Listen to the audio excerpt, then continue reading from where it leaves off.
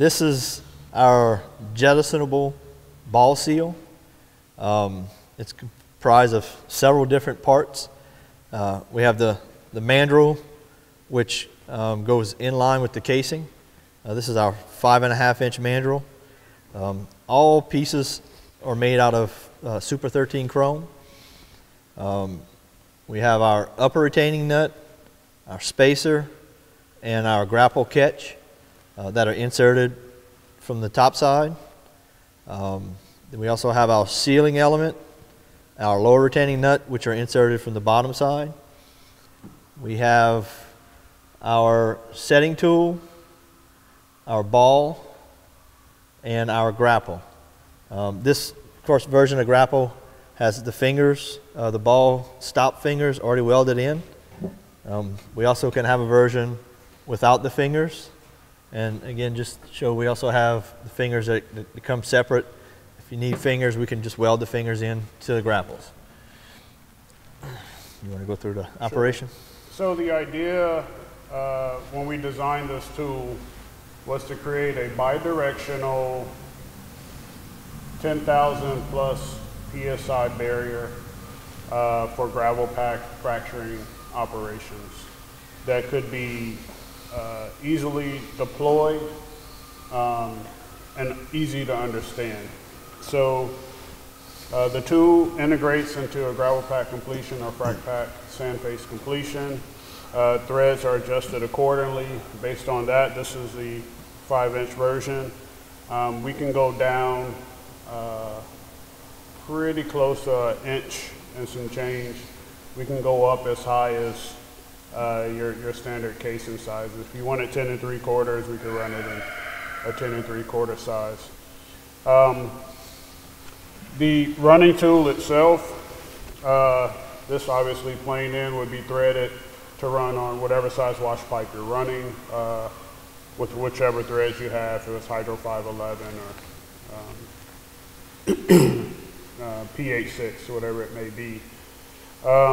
The nozzles on the running tool allow fluid to exit your wash pipe so you pull dry, but it also gives you the capability to slowly roll your pumps and flush, so that as you're pulling the tool up, you're washing the sealing area where the grapple will be latching and setting. On the bottom end, we do a custom shear pin, which would attach to the ball itself. The ball obviously would be pre-inserted and installed on the beach into the grapple. You'll see where the shear pins line up, and that's so we can install it in a clean environment. The running tool itself would then be inside there. Overpull to shear that pin and allow this tool in place would be custom based on service provider or operator preference. Right now it's pinned for 12K. We can go as high as 18, 25, something you'll be able to see on a Martin Decker. That being said, when you pull the assembly up, inside of this ring here, there are 2 sealing areas where the O-rings are in series to provide a wiping or cleaning function as well as a sealing function. And then you do your overpull and you leave the grapple in place. From there you can pressure up as desired. We can pin these as required based on operations so that you can pressure test, you can set packers, whatever it may be. Once you set the tool, you've done all of your testing, you now have a bidirectional barrier in place that's gas tight. When you're ready to put your well on production, you pressure up above. You'd be pressuring up against these shear pins. When you overcome that pressure, the ball will jettison out. It's enough force to deform the fingers and jettison the ball to the bottom of the well.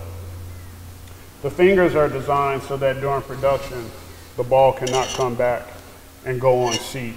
The probability of being able to flow this up a well, you'd probably be having to produce at like 100,000 barrels a day to get enough for us or something like that. But at any rate, in addition to having that much production, which we all would love to have, the ball would have to be oriented 100% to reseat. Probability of that's pretty low as well. But at the end of the day, you're in 70 degrees or less deviation. Overcome gravity to push this up, just not practical. So we don't really worry about that, which is why we offer the ability to run with the fingers or not.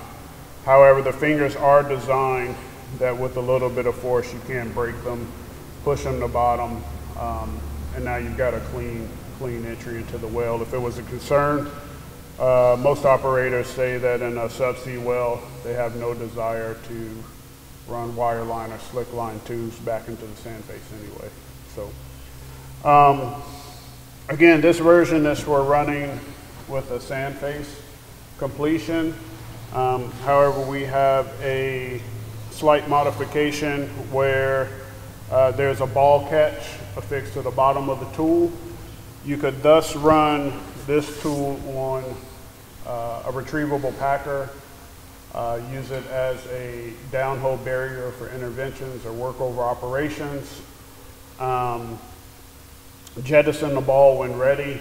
You can catch it and then retrieve your packer, the jabs, and the ball in one run.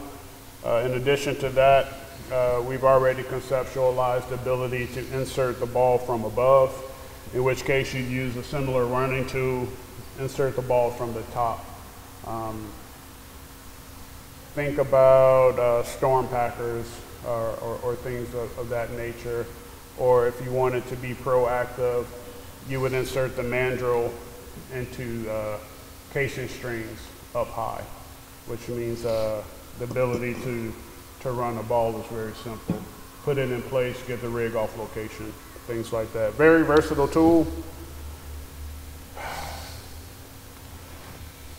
It's going to make an impact. It's a fluid loss device. It's a bidirectional barrier. It's gas tight. 9 components, I believe it is, including the running tool. Simple and easy to understand, not overcomplicated. Gets the job done. Yeah, be good up to 400 degrees. This tool is rated to.